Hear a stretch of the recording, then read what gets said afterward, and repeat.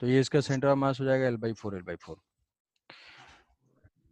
X centre of मास और Y centre of mass, ये दोनों L/4 L/4 पे होगा। अब अगर हम किसी भी रिजिड बॉडी को सस्पेंड करेंगे, ये क्वेश्चन जो है रिसेंटली KVPY में ऐसे 2-3 बार से आ रहा है लगातार, कि अगर किसी भी रिजिड बॉडी को, रिजिड बॉडी सेमी सर्किल हो सकता है, कुछ भी हो सकता है, मान लो हमने इसको सस्पेंड किया, तो इसको अगर यहाँ से इस L को यहाँ से अगर हम सस्पेंड करते हैं ऐसे,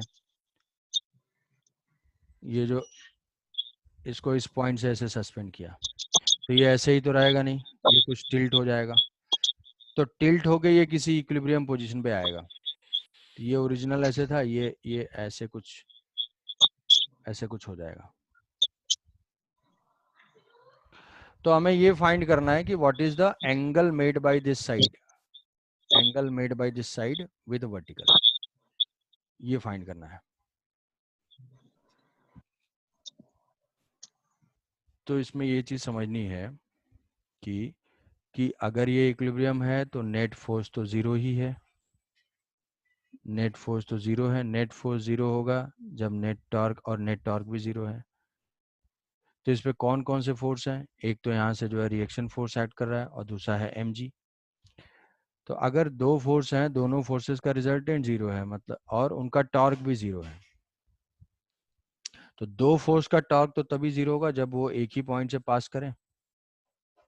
जैसे सेंटर ऑफ मास कहाँ एक्ट कर रहा है, mg कहाँ एक्ट कर रहा होगा, mg जो है इसके सेंटर ऑफ मास पे एक्ट कर रहा होगा, mg। अब ये mg तो इसी पॉइंट पे होगा, बट जो रिएक्शन फोर्स है अगर इसी लाइन के अलोंग आएगा तभी उसका टॉर्क जीरो होगा। क्या अगर इसके अबाउट देखेंगे तो इस फोर्स का भी टॉर्क जीरो, इस फोर्स का भी टॉर्क जीरो, और mg का भी टॉर्क जीरो, क्योंकि mg का पॉइंट ऑफ एप्लीकेशन तो फिक्स है और इस पॉइंट के अबाउट ये रोटेट कर सकता है, बट रोटेट नहीं कर रहा, मतलब इस पॉइंट के अबाउट टॉर्क जीरो होना चाहिए, और इस पॉइंट के अबाउट टॉर्क जीरो तभी होगा जब ये mg जस्ट इसके नीचे आ जाएगा। तो हमेशा जो इक्विलिब्रियम ऑफ रिजिड बॉडी होगा और ये पूछा गया होगा कितने एंगल पे होगा, तो सीधे सीधे तुम ये कहोगे कि उसका जो सेंटर ऑफ मास है उसके नीचे होगा पॉइंट ऑफ सस्पेंशन के।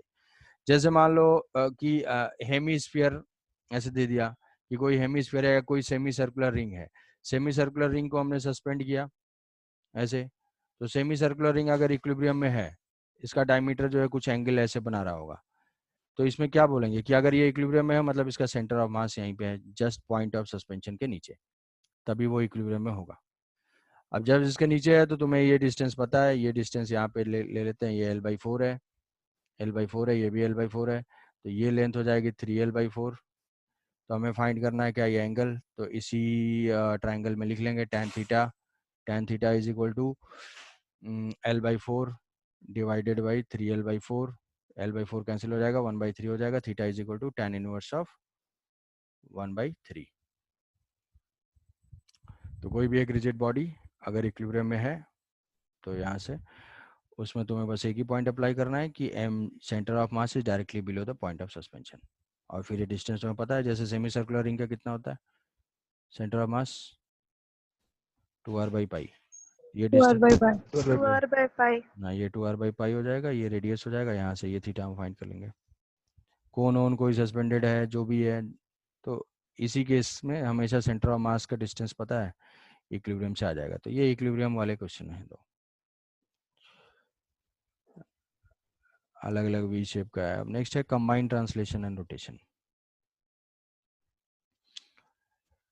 तो कंबाइंड ट्रांसलेशन एंड रोटेशन, तो इसमें क्या होता है कि रोटेशन मतलब किसी एक्सिस के अबाउट रोटेशन होता है, ट्रांसलेशन की property linear velocity, linear acceleration, linear displacement, वो सारा कुछ सेम होता है। रोटेशन की प्रॉपर्टी होती है कि वो किसी फिक्स एक्सिस के अबाउट रोटेट करता है, एंगुलर क्वांटिटी सेम होती है बट ट्रांसलेशनल क्वांटिटीज डिफरेंट होती हैं।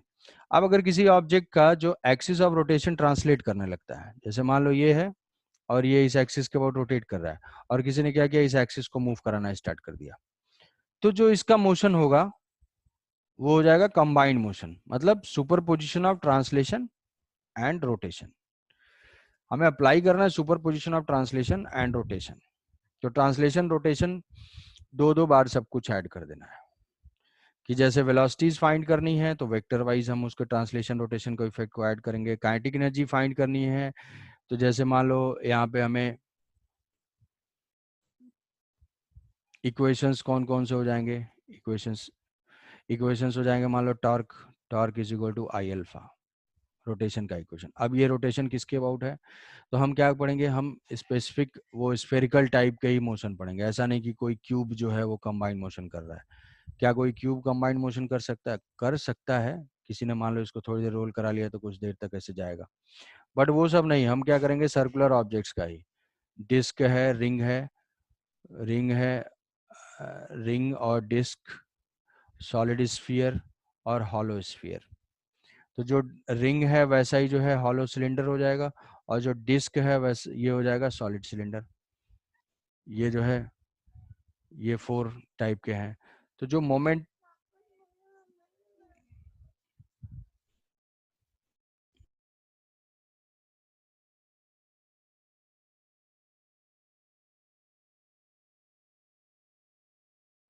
तो ये 4 है। अब अगर किसी भी ऑब्जेक्ट को फ्रीली अगर वो कंबाइंड मोशन में है तो उसका हमेशा रोटेशन होगा, और वो रोटेशन किसके अबाउट होगा, सेंटर ऑफ मास के। फ्री है अगर, जैसे मान लो कि कोई पेन है, इस पेन को अगर तुमने हवा में ऐसे उछाल दिया तो ये जो पेन है या कोई भी रॉड है वो रोटेट होगा किस पॉइंट के अबाउट, हमेशा सेंटर ऑफ मास के अबाउट। क्योंकि सेंटर ऑफ मास एक पार्टिकल है, वो सेंटर ऑफ मास कभी भी रोटेट नहीं कर सकता। सेंटर ऑफ मास सिर्फ और सिर्फ ट्रांसलेट कर सकता है। अगर मान लो ये फिक्स कर दिया, जैसे हम डाइपोल वाला पढ़ते थे, डाइपोल को इलेक्ट्रिक फील्ड में प्लेस करेंगे और फ्री छोड़ देंगे, प्लस चार्ज और माइनस चार्ज है, इसको फ्री छोड़ देंगे तो हमेशा ये सेंटर ऑफ मास के अबाउट ही रोटेट करेगा। किस टॉर्क से, जो torque tau is equal to p E sine theta find करते थे। लेकिन अगर इसी डाइपोल को कोई फिक्स कर देगा, जैसे मान लो कि इस एंड पे फिक्स कर दिया, तो इसके अबाउट वो रोटेट करेगा। मतलब फ्री है तो हमेशा सेंटर ऑफ मास के अबाउट रोटेशन होगा। तो अगर सेंटर ऑफ मास के अबाउट रोटेशन होगा तो हमेशा हमें टॉर्क भी किसके अबाउट देखना है, सेंटर ऑफ मास के अबाउट, और मोमेंट ऑफ इनर्शिया भी किसके अबाउट देखना है, सेंटर ऑफ मास के अबाउट। अब कुछ क्वेश्चन ऐसा होता है जिसको कि हम एक इंस्टेंटेनियस एक्सिस ऑफ रोटेशन से सॉल्व करते हैं, but instantaneous axis of rotation एक आध केस पे देख सकते हैं, बट इससे क्या है कि कंफ्यूज हो जाओगे और गलत कर दोगे। कि कुछ चेंज हुआ थोड़ा बहुत भी तो वहां पे इसमें कुछ मॉडिफाई करना पड़ता है, स्यूडो फोर्स और अप्लाई करना पड़ता है, तो उससे जो है गलत हो जाएगा। तो इसीलिए हमेशा रोटेशन किसके अबाउट है, सेंटर ऑफ मास के अबाउट। तो हम कोई एक्सिस लेंगे ही नहीं, हमेशा जो है यही करेंगे। अब मोमेंट ऑफ इनर्शिया भी कौन सा यूज होगा, तो 4 ही मोमेंट ऑफ इनर्शिया हो जाएंगे। mr² हो जाएगा, mr²/2 होगा, क्योंकि यही 4 टाइप के शेप हैं जो रोटेट कंबाइंड मोशन में जाएंगे। 2/5 हो जाएगा और 2/3 हो जाएगा, यही 4 मोमेंट ऑफ। इसके अलावा और कोई मोमेंट ऑफ इनर्शिया अगर यूज करने की जरूरत पड़ रही है मतलब क्वेश्चन गलत हो जाए। और ट्रांसलेशन किसका होगा, सेंटर ऑफ मास का होगा। तो F is equal to m into acceleration of centre of mass. ये हो गया। एंगुलर मोमेंटम, एंगुलर मोमेंटम में 2 टर्म लिखेंगे, L C plus L dash. ये क्या हो जाएगा, ये रोटेशन की वजह से आई सी इंटू ओमेगा, और ये क्या हो जाएगा, ट्रांसलेशन की वजह से R cross M into V C M. ऐसे लिख लेंगे। काइनेटिक एनर्जी लिखनी है, काइनेटिक एनर्जी भी रोटेशनल की वजह से प्लस ट्रांसलेशनल की वजह से। सारे टर्म में ट्रांसलेशन रोटेशन दोनों का इफेक्ट देख लेना। वर्क डन, वर्क डन भी लिखना है तो हम फोर्सेस का जो है ट्रांसलेशनल वर्क डन देखेंगे और रोटेशनल वर्क डन देखेंगे, दोनों देखेंगे, ट्रांसलेशनल रोटेशनल अलग अलग। वर्क डन है, वर्क एनर्जी थ्योरम भी अप्लाई करेंगे तो work done by all forces equal to change in kinetic energy. Kinetic energy में ये दोनों टर्म होंगे। तो काइनेटिक एनर्जी है, वर्क डन है, एंगुलर मोमेंटम है, फोर्स है, ये सारा चीज क्या करेंगे, ट्रांसलेशन और रोटेशन दोनों को ऐड कर देंगे। वेलोसिटी फाइंड करना है तो वेलोसिटी में भी ट्रांसलेशन रोटेशन दोनों के इफेक्ट की वजह से वेलोसिटी फाइंड करेंगे। तो जैसे मान लो ये है, यहाँ से v से जा रहा है और ये ओमेगा से जा रहा है। हमें फाइंड करना है किसी थीटा पे कोई पार्टिकल है, उसकी वेलोसिटी थीटा पे है, तो इस पे देखेंगे कि इसकी ट्रांसलेशनल स्पीड ये हो जाएगी, रोटेशनल स्पीड ये हो जाएगी ओमेगा। तो इसको ऐड करना है, ऐड कर देंगे। ये जो एंगल एंगल गिवन होगा, तो ये एंगल गिवन है तो ये थीटा 90 माइनस थीटा, तो ये हो जाएगा थीटा। तो वेक्टर वाइज इसकी वेलोसिटी को ऐड कर देंगे v, और ये हो जाएगा ओमेगा r, और ये एंगल हो जाएगा थीटा।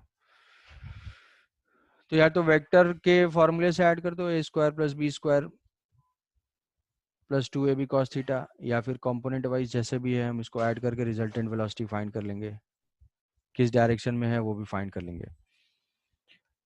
एक्सेलेरेशन फाइंड करने में एक चीज छूट जाता है, जैसे मान लो कि कोई वेलोसिटी है और एक्सेलेरेशन भी है और इसका रोटेशन भी है, अल्फा भी है, ओमेगा भी है। हमसे पूछा जाएगा कि इस पॉइंट का एक्सेलेरेशन ड्रॉ करो।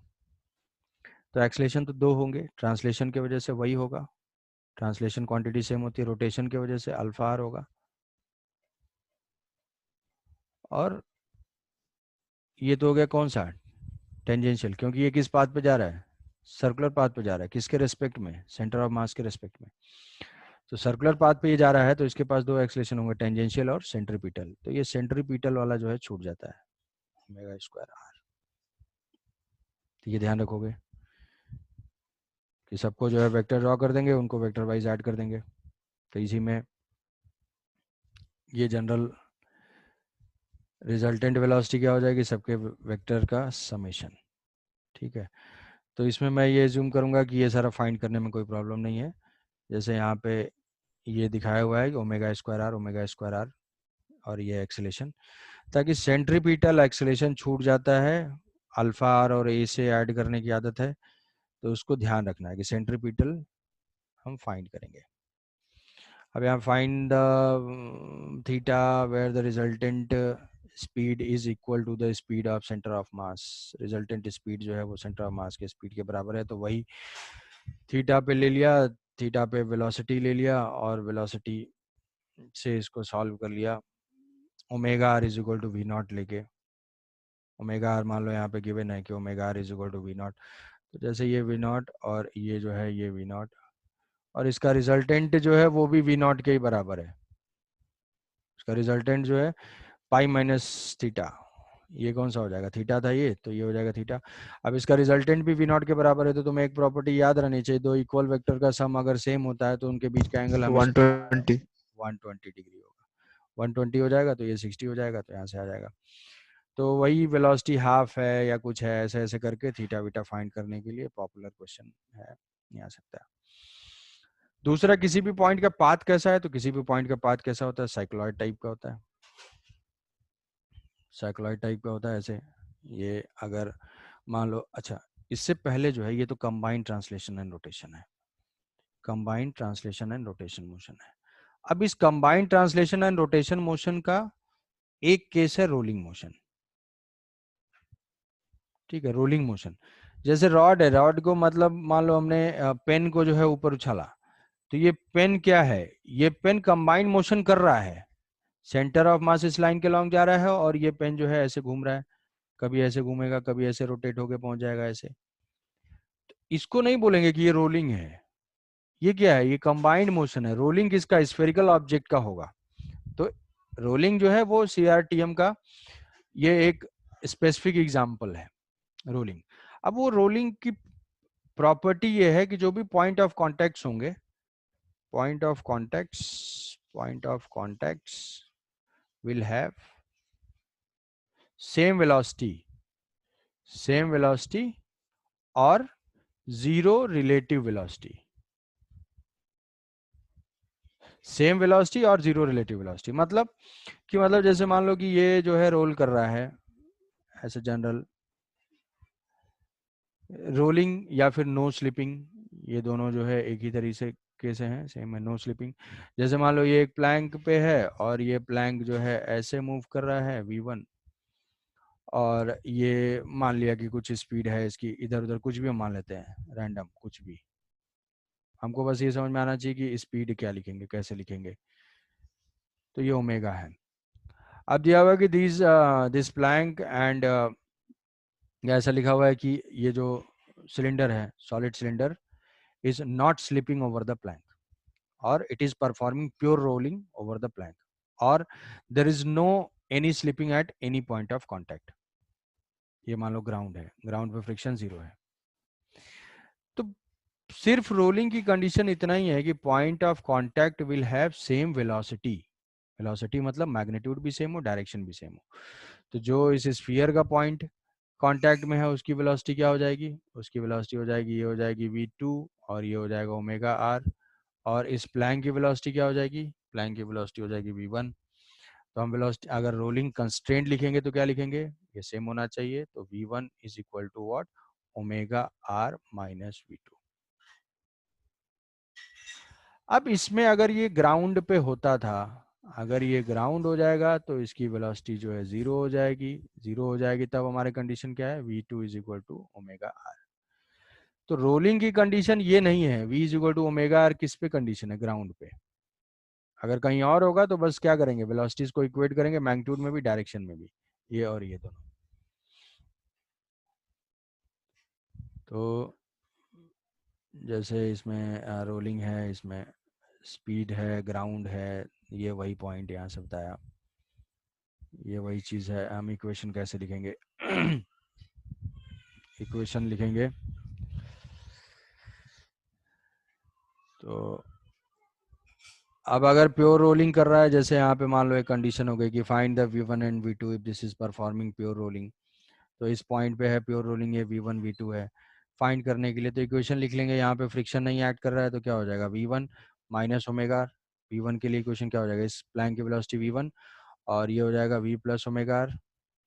ये बॉटम मोस्ट पॉइंट के लिए क्या होगा, v2। So v2 is equal to omega r minus v।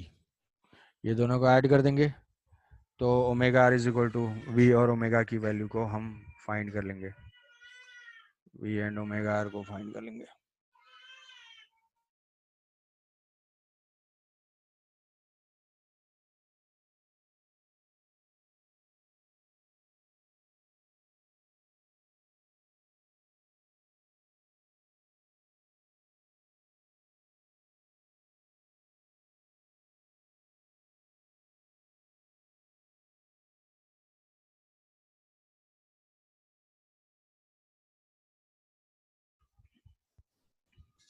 तो ये है इक्वेशंस। तो ये इसको यूज करके, नो स्लिपिंग कंडीशन को यूज करके क्वेश्चन आ सकता है कि वेलोसिटी वेलोसिटी फाइंड करो, ओमेगा फाइंड करो। तो जो भी दिया हुआ होगा उससे हम हर पॉइंट पे नो स्लिपिंग कंडीशन यूज कर लेंगे। अब उसके बाद सारे इक्वेशंस जितने भी ये कंबाइंड मोशन के होंगे, अगर काइनेमेटिक्स के इक्वेशन फाइंड करने हैं तो काइनेमेटिक्स में रोटेशन जब अप्लाई करोगे तो ट्रांसलेशन भूल जाओगे, ट्रांसलेशन अप्लाई करोगे तो रोटेशन की कोई टेंशन नहीं। ये रोटेशन के इक्वेशन सिर्फ रोटेशन में अप्लाई करेंगे। अब यहाँ पे क्या है, दो टाइप के होते थे। अल्फा अगर कांस्टेंट होता था तो इक्वेशन ऑफ मोशन होता था omega is equal to omega naught plus alpha T, theta is equal to omega T plus half alpha T square, ये सारा। इसका इक्विवेलेंट जो है कांस्टेंट एक्सेलेरेशन के लिए होता था, कांस्टेंट एक्सेलेरेशन के लिए ये वेलोसिटी ये होता था। वेरिएबल एक्सेलेरेशन है, वेरिएबल एक्सेलेरेशन के लिए हमारा डिफरेंशियल इक्वेशन होता था ये, और ये है। तो ये वेरिएबल एक्सेलेरेशन के लिए और वेरिएबल अल्फा के लिए, दोनों को अलग अलग सेपरेट अप्लाई करेंगे। डायनामिक्स वाला इक्वेशन वही बताया जो टॉर्क का है इक्वेशन, फोर्स का इक्वेशन, सेंटर ऑफ मास के लिए, एंगुलर मोमेंटम का इक्वेशन। तो इतने ही सारे इक्वेशन है, इनको अलग अलग अप्लाई करना है और वेक्टर वाइज ऐड कर देना है, ज़्यादा कुछ टेंशन नहीं लेना है। एंगुलर मोमेंटम बस इसमें एक लॉजिकल स्टेप एक दो क्वेश्चन पे अप्लाई करके देख लो, लॉजिकल स्टेप्स।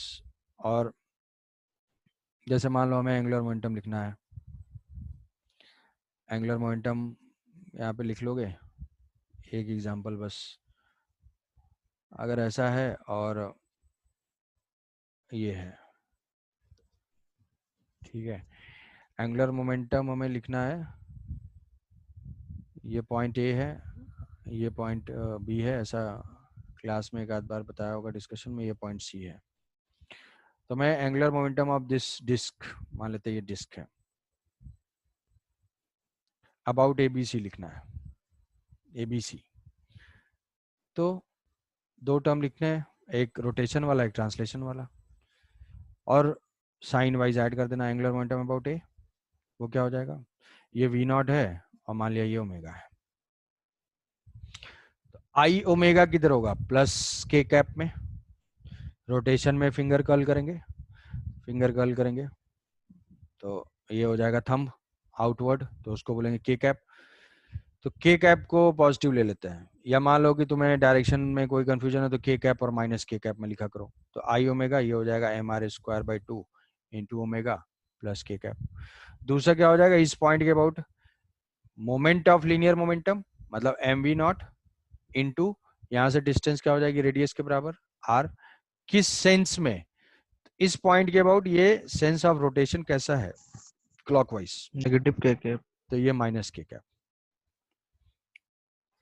ठीक है ये लिख लेंगे बस। बी के अबाउट क्या ये चेंज होगा ये तो कभी चेंज नहीं होगा। आई ओमेगा तो टेंशन नहीं लेना ये के कैप ही रहेगा। बट कौन सा चेंज हो जाएगा ये वाला टर्म चेंज हो जाएगा। ये वाला टर्म चेंज हो जाएगा इसी पॉइंट से पास कर रहा है तो ये जीरो हो जाएगा। एंगुलर मोमेंटम अबाउट सी सी में फिर से ये रोटेशन वाला टर्म चेंज नहीं होगा। ये वाला टर्म जो है क्या होगा अब एंटी क्लॉकवाइज है तो ये भी प्लस के कैप में आने लगेगा। तो ये जो है एम वी नॉट आर और ये के कैप। तो ऐसे लिखना है हमें एंगुलर मोमेंटम। ठीक है इस ऐसे हमें लिखना है एंगुलर मोमेंटम। और ऐसे लिखने पे की ज़रूरत क्यों है ज़रूरत इसलिए है क्योंकि कुछ ऐसे क्वेश्चन मिल सकते हैं जिसमें कि हमें एंगुलर मोमेंटम अप्लाई करना पड़ सकता है। जैसे मान लेते हैं कि ये कोई आ रहा है प्योर रोल करता हुआ कोई स्फीयर आ रहा है और एक स्टेप टाइप का यहाँ पे है ऐसा स्टेप टाइप का है ये ऐसे रोल करते हुए पहले से आ रहा है और ये v है और ये ओमेगा है। मान लिया ये प्योर रोलिंग आया है यहाँ से और इसकी कुछ हाइट h है। तो पूछा हुआ है कुछ कि what should be minimum speed v so that कि ये जस्ट इस पे इस स्टेप के ऊपर आ जाए जस्ट ये स्टेप के ऊपर चला जाए। मान लेते हैं कि ये डिस्क है तो अब ये आएगा यहाँ से टकराएगा और टकरा के यहाँ से आएगा। अब इसमें ये कंडीशन ये गिवन है कि इस पॉइंट पे ये स्लिप नहीं करता है। ये हमें मानना है कि इस पॉइंट से जब ये आएगा जब ये स्टेप के ऊपर जा रहा होगा तो इस मोमेंट पे ये स्लिप नहीं करेगा। मतलब क्या होगा कि अगर हम सेंटर को देखेंगे तो सेंटर किस टाइप का पाथ फॉलो कर रहा होगा। ये यहाँ से डिस्टेंस तो कांस्टेंट ही रहेगी क्योंकि रिजिड है तो ये सर्कुलर ऐसे हो जाएगा। सर्कुलर होते होते फाइनली इस पॉइंट से इस स्फीयर की जो ये स्फीयर लग नहीं रहा है लेकिन है ये ऐसा हो जाएगा। तो सेंटर ऑफ मास की जो इनिशियल हाइट यहाँ से यहाँ हो जाएगी कि यहाँ से अभी ये वर्टिकल हो जाएगा। तो ऐसे केस में क्या है ये स्फीयर ऐसे घूम रहा है यहाँ से हम ये मान सकते हैं कि इस पॉइंट से ये ऐसे चला गया सर्कुलर पाथ पे। तो हमें फाइंड करना है कि भाई कितनी एंगुलर वेलोसिटी हो या जस्ट कोलाइड करने के बाद क्या एंगुलर वेलोसिटी होगी इसकी। तो किस ओमेगा से जस्ट बिफोर कोलिजन और जस्ट आफ्टर कोलिजन ये ऐसे इसके अबाउट प्योर रोटेशन करना स्टार्ट करेगा। तो ये मान लेंगे कि हम ओमेगा डैश से कुछ कर रहा है। अब ओमेगा डैश से कर रहा है तो इसमें क्या करेंगे हम कोई भी ये कोलिजन टाइप का है कोलिजन कोलिजन मतलब कंजर्वेशन ऑफ मोमेंटम। पार्टिकल का कोलिजन लीनियर और रिजिड बॉडी का कोलिजन एंगुलर। तो यहाँ पे हम किसके अबाउट अबाउट हो जाएगा पॉइंट ये। क्यों क्योंकि यहाँ से जो एक्ट करेगा इम्पल्स वो इम्पल्स सेंटर से पास कर जाएगा। तो जो भी इम्पल्स एक्ट करा इसी के अबाउट हम कंजर्व करा देंगे तो इसका जो है एंगुलर मोमेंटम कंजर्व होगा। जो भी फोर्स एक्ट करा है उसका टॉर्क जीरो हो जाएगा। ठीक है तो कैसे कंजर्व कराएंगे ये पॉइंट है हमारा रेडियस वेडियस आ रहे हैं। अब सोच के बताओ initial angular momentum is equal to final angular momentum. क्या हम फाइंड कर रहे हैं कि जस्ट जैसे ही टकराया टकराने के बाद इसकी क्या एंगुलर वेलोसिटी है ये हमें बताना है। किस एंगुलर वेलोसिटी से ये ऊपर जाएगा ओमेगा डैश। तो initial angular momentum is equal to final initial angular momentum किस पॉइंट के अबाउट इस पॉइंट के अबाउट। तो इस पॉइंट के about initial angular momentum I omega. तो आई ओमेगा यहाँ पे क्या है जो ओमेगा का सेंस दिया वो क्या माइनस के कैप में है। तो ये हो जाएगा M R square by 2 minus I into omega I into omega और माइनस के कैप तो माइनस की वजह से माइनस लिख लिया। और इस पॉइंट के about moment of linear momentum वो किस सेंस में होगा वो भी माइनस में होगा। कितना हो जाएगा minus M V into perpendicular distance that is R minus H.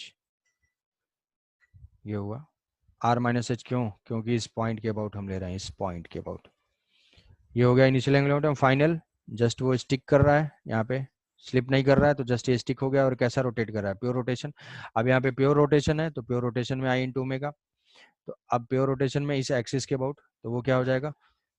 Moment of inertia उसके अबाउट चाहिए, तो ये है M R square by 2 plus M R square I axis into omega dash. तो ये हमने इक्वेशन लिखा, ओमेगा डैश या नोन है, ओमेगा डैश आ जाएगा। ठीक है, अब उसके बाद ऐसा दिया हुआ है कि जस्ट इसके ऊपर आ जाए, जस्ट इसके ऊपर आ जाए, यहाँ तक इतनी वेलोसिटी चाहिए। तो जस्ट ऊपर आने के लिए कंडीशन क्या होनी चाहिए कि जस्ट अगर इसको ऊपर आना है, इसका मतलब कि हमको इस पोजीशन से इस पोजीशन तक पहुंचा देना है। ये जो पॉइंट है, पॉइंट के ऊपर जो है जस्ट सेंटर आ जाए। ये हमारा था स्टेप, ये स्टेप, यहाँ से ये पोजीशन थी, यहाँ से ये। तो कितने हाइट में चेंज हो जाए? हाइट में चेंज कि ये मान लिया कि ज्योमेट्री गिवन है, भाई समझ पा रहे हो? ये तो अब से एक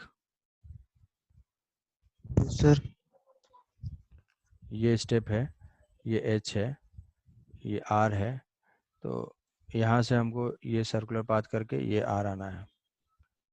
तो ये अगर थीटा हमें फाइंड करना है, तो ये थीटा हो जाएगा। इस ट्रायंगल में देखेंगे तो ये हो जाएगा आर माइनस एच, ये हो जाएगा आर माइनस एच। तो इसमें हम लिख सकते हैं cos theta, cos theta is equal to R minus H divided by are.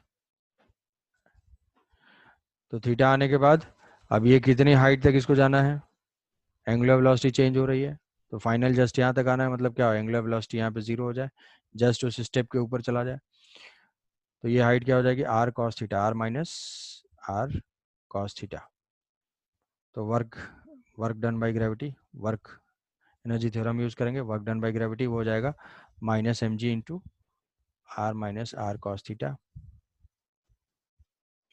Is equal to change in kinetic energy, final kinetic energy half I, कौन सा आई? यही एक्सिस वाला, half I omega final square minus omega initial square, जो omega इस part में calculate किया है। तो यहाँ से आ जाएगी वेलोसिटी या ओमेगा जो है कितनी वेलोसिटी चाहिए। तो ओमेगा इंक्रीज डिक्रीज होगा, वर्क एनर्जी थ्योरम। कोलिजन हुआ, किसी हिंज से हुआ, किसी पार्टिकल से हुआ, कंजर्वेशन ऑफ लीनियर मोमेंटम और एंगुलर मोमेंटम। तो यहाँ पे हमें किसी पॉइंट के अबाउट ऐसे फाइंड करना पड़ सकता सर है। हाँ सर बताओ, हाँ बताओ। सर वो R माइनस एच वो वाला कंसेप्ट फिर से बता दो। आर माइनस एच, अच्छा ये आर माइनस एच हम किस पॉइंट के अबाउट ले रहे हैं? इसी के अबाउट ना, जस्ट बिफोर कोलिजन। ये है स्टेयरकेस की हाइट, तो इस पॉइंट के अबाउट हम एंगुलर मोमेंटम कंजर्व करा रहे हैं। क्यों? क्योंकि इसी पॉइंट के अबाउट टॉर्क 0 है। क्यों टॉर्क 0 है? क्योंकि सडनली इंपल्सिव टाइप का कोई फोर्स एक्ट करेगा तो वो तो यहीं पे एक्ट करेगा, और सर्किल में जो भी नॉर्मल फोर्स एक्ट करता है वो हमेशा सेंटर से पास करता है। तो हम इसी पॉइंट के अबाउट करा सकते हैं कि उसका टॉर्क 0 हो जाएगा, जो भी फोर्स है। मान लो फ्रिक्शन विक्शन भी कुछ एक्ट कर रहा होगा। फ्रिक्शन कौन सा है? स्टैटिक। पॉइंट स्लिप नहीं कर रहा है, बट फ्रिक्शन तो हो सकता है। मान लो स्टेयरकेस के कॉर्नर पे तुम ऐसे पैर रख के जा रहे हो, तो तुम्हारा पैर स्लिप नहीं हुआ, इसका मतलब नहीं कि फ्रिक्शन नहीं है, वहां पे है, स्टैटिक है। तो जो भी होगा किधर होगा? कॉन्टेक्ट सरफेस के टेंजेंशियल। तो ये एच हुआ, तो ये कितना हो जाएगा? ये R minus H, R minus H हुआ। तो अब ये एंगल हम फाइंड कर सकते हैं, क्योंकि ये है R cos theta, cos theta is equal to R minus H divided by R, R minus H divided by R. तो एंगुलर मोमेंटम लिखने में, इस पॉइंट के अबाउट लिखने के लिए क्या करेंगे? एक तो ये टर्म हो जाएगा आई ओमेगा वाला term, plus moment of linear momentum. Moment of linear momentum क्या होगा? M V into distance. वो डिस्टेंस क्या है? R minus H. अब इस पॉइंट के अबाउट किस सेंस में है? क्लॉकवाइज सेंस में है, तो ये आ जाएगा इनटू द प्लेन, तो ये हो जाएगा माइनस, तो ये हो जाएगा माइनस माइनस। यही पूछ रहे थे, या ये कैसे हुआ? वो नीचे वाला। हाँ, तो नीचे वाला जो है, अब क्या है, ये रोटेशन अगर स्टार्ट कर रहा है तो ये स्फीयर ऐसे इसके स्टेयर के ऊपर जाएगा। तो स्टेयर के ऊपर जाएगा तो मिनिमम पूरा का पूरा जब स्टेयर पे चला जाएगा, तो उस मोमेंट पे क्या होगा? ये जो रेडियस है ये वर्टिकल हो जाएगा। तो कितना हाइट सेंटर ऑफ मास को जाना है, ये थीटा है तो ये थीटा है, ये क्या हो जाएगा R cos theta, R cos theta. तो ये कितना बचेगा R minus R cos theta. तो centre of mass original level से कितना ऊपर जाना है R minus R cos theta. तो वही लिख दिया work done by gravity, gravity के वर्क डन के लिए चेंज इन वर्टिकल हाइट ही देखते हैं सेंटर ऑफ मास के। तो work done by gravity plus बाकी सारे वर्क डन, ये जो फोर्स सोर्स है इनका कोई वर्क डन ही नहीं हो रहा है क्योंकि पॉइंट ही डिस्प्लेस नहीं हो रहा है, इसलिए उसका वर्क डन 0 है। Is equal to change in kinetic energy, final kinetic energy minus initial kinetic energy. अब यह है समझ में? हाँ सर। ठीक है, तो अब इसमें ये है कोलिजन वाले क्वेश्चन, ये सारा डेरिवेशन है वही एल सी और एल डैश वाला जो लिखते हैं हम लोग, तो डेरिवेशन तो जरूरत है नहीं।